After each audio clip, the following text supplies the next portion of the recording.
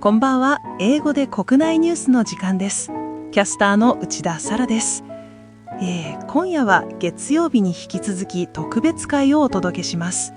通常のニュースダイジェストではなく、今話題の社会現象やトレンドをピックアップし深掘りしていきます。クリスさん、今日もよろしくお願いします。よろしくお願いします。クリス・ダルトンです。さて、最初の話題はリスナーの皆さんも悩んでいる方がいらっしゃるんじゃないでしょうか。花粉症とその対策について最新のセルフケアを紹介していきます。Okay, Chris, are you all right? You look a little pale today. Excuse me. Actually, Sarah, I'm not all right at all. I have a severe pollen allergy. Bless you. Oh no, you have a severe pollen allergy. That sounds really tough. Yeah, it's a nightmare. I have a runny nose and itchy eyes all day long, but the worst part is at night. I can't sleep well because of my stuffy nose. I feel like I'm not getting any rest. That is awful. Not being able to sleep properly is so stressful. But you know, Chris, you are definitely not alone. According to some recent surveys, about half of the Japanese population suffers from pollen allergens now. Half of the population? That is huge. 1 in 2 people. That's practically a national disease. But why are there so many people suffering from it in Japan? Well, one of the main reasons goes back to the period after World War II. A massive amount of cedar trees, or sugi in Japanese, were planted for construction materials. Now, decades later, those trees have grown and are releasing massive amounts of pollen every spring. Ah, I see. So it's mostly cedar pollen. But tell me, Sarah, is it just my imagination or is it particularly bad this year? My eyes are definitely itchier than last year. It is not your imagination. Actually, the weather from the previous summer plays a huge role. Chris, do you remember the extreme heat we had last summer in 2025? The extreme heat? Of course I do. It was boiling. We couldn't even walk outside during the day. Exactly. When the summer is extremely hot and gets a lot of sunshine, cedar trees tend to produce a lot more pollen for the following spring. Because of that extreme heat last summer, the pollen count this year is exceptionally high. Oh my goodness. That makes perfect sense, but it is terrible news for us. Does this mean if global warming continues, the pollen will just keep getting worse? I'm taking medicine every day. Are there any other solutions? Yes, there are. Today, I want to introduce some of the latest self-care trends that don't rely only on medicine. First is anti-pollen clothing. Anti-pollen clothing? You mean clothes that physically block the pollen? Exactly. Did you know that the material of your everyday clothes changes how much pollen sticks to you? Really? I never thought about that. According to environmental data, if we set the pollen adhesion rate for cotton at 100, synthetic fibers are about 180. But for wool, it jumps up to 980. 980? So my favorite wool coat catches almost 10 times more pollen than a cotton hoodie. No wonder I'm sneezing so much after coming inside. Exactly. That's why avoiding wool is the first step. But recently, Japanese brands like Workman have taken it further. They developed jackets with a special protein reduction processing. Protein reduction? What does that mean? It means the fabric has a special treatment that actually reduces the allergy-causing proteins from pollen and dust mites. And it's backed by science. An independent lab called the Kaken Test Center has conducted tests proving that this treatment measurably reduces those proteins. Wow! So the jacket doesn't just block the pollen, it actively reduces the allergens on the surface. That is impressive! It really is. And the best part? Some of these high-tech jackets come with a special pocket designed just for a box of tissues. A special pocket just for tissues? That is genius. You know, when you suddenly need to blow your nose outside, digging through your bag to find a tissue is the worst. If I had a jacket where I could pull out a tissue instantly, I would buy it right now. Right? It's such a clever and practical idea. And the second solution is for your sleepless nights. It's an affordable sleep tech gadget. Have you ever heard of a smart diffuser? A smart diffuser?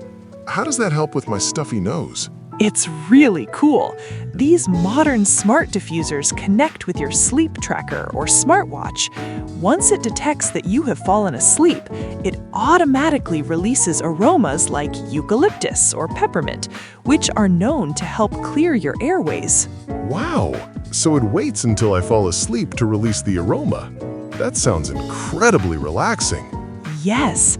Plus, they often work as humidifiers to keep the room moisture at an ideal 50 to 60%. The moisture in the air catches the pollen and makes it fall to the floor, so you don't breathe it in while you sleep. And the best part is they are quite affordable. You can get a good one for around 5,000 to 10,000 yen. That is totally affordable. I don't need to buy a huge expensive machine. I'm definitely checking that out online tonight.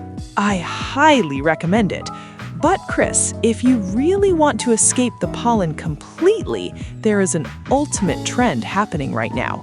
It's called pollen escape trips. Pollen escape trips? That sounds amazing. What exactly is it? Well, cedar trees don't really grow in Hokkaido or Okinawa, so during the peak pollen season, a growing number of people are actually traveling to Hokkaido or Okinawa for a workation. They bring their laptops, work remotely, and completely escape the pollen. That makes perfect sense. If there's no pollen, there's no allergy. Just fly away from it. I wish I could book a flight to Hokkaido right now. Wait a minute, Sarah. What is it? Thinking about trips, March and April are huge seasons for foreign tourists visiting Japan, right? Many of them probably don't have cedar allergies. I wonder where all these foreign tourists are going in Japan right now while we're trying to escape the pollen. That is a great question, and that's exactly what we are going to talk about in the second half of today's show. Let's find out what the latest trends are for inbound tourists in Japan. 花粉症とその最新セルフケアについてお話ししました。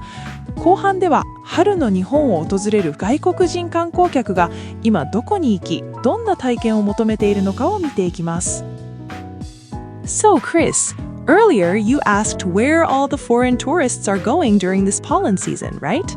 Exactly. I mean, Tokyo and Kyoto are always packed, but do they just stay there and suffer from the pollen? Well, some do, but when it comes to experiencing the Japanese spring, especially the cherry blossoms, their preferences have completely changed recently. It's not just about going to famous parks anymore. Really?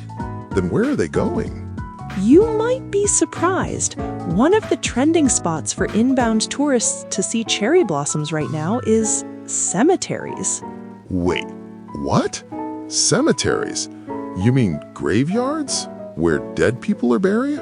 Yes, exactly. Places like Aoyama Cemetery or Yanaka Cemetery in Tokyo are becoming incredibly popular among international visitors.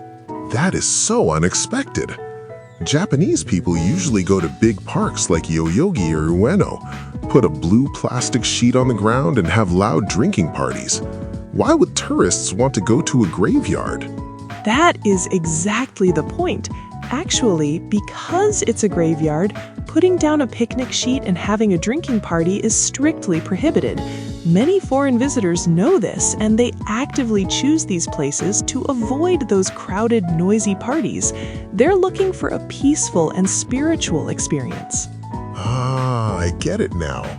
They see the cherry blossoms as a symbol of how short and beautiful life is.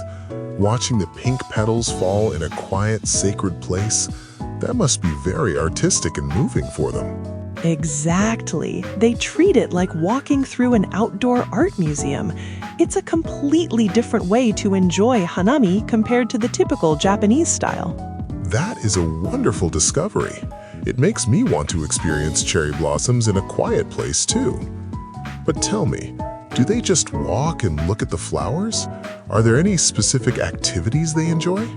Oh, yes! Active hanami is another huge trend right now.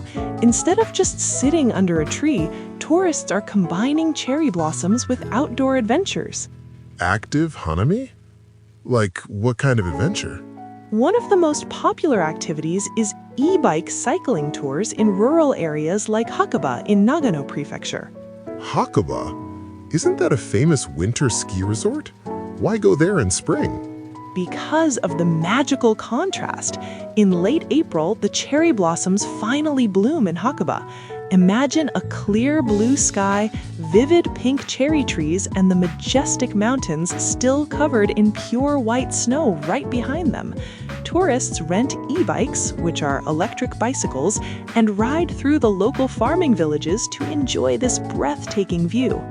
Wow, riding an electric bike through small Japanese farming villages with pink cherry blossoms around you and snow-capped mountains in the background. That sounds like a beautiful scene from a movie. Doesn't it? It looks amazing on social media, but it also gives them a chance to interact with local farmers and see the real everyday life of rural Japan. Plus, riding an e-bike is easy, so anyone can enjoy it regardless of their fitness level. And here's the best part, Sarah. Hakuba is high up in the mountains and surrounded by different types of trees, so the cedar pollen is probably much lower than Tokyo, right? You are absolutely right. It's a natural pollen escape trip filled with breathtaking views and light exercise. That is brilliant. Foreign tourists are really teaching us new ways to enjoy our own country. Quiet walks in historic cemeteries and e-bike tours in snowy mountains. I think I just found my perfect plans for this spring. I'm glad to hear that. Japan still has so many hidden charms waiting to be discovered. いかがだったでしょうか。今回は花粉症の最新対策と外国人が見つけた新しい春の日本の楽しみ方について深掘りしてみました。普段私たちが当たり前だと思っているお花見も海外の方の視点を通すと霊園での静寂や雪山と桜のコントラストといったまた違った美しさが見えてきますね。今日の話題はいかがだったでしょうか。この番組で取り上げてほしい話題などがあればぜひ教えてください。それでは今夜の英語で国内ニュース特別会はこの辺で。お相手は内田サラとクリス・ダリトンでした。今日もご視聴ありがとうございました。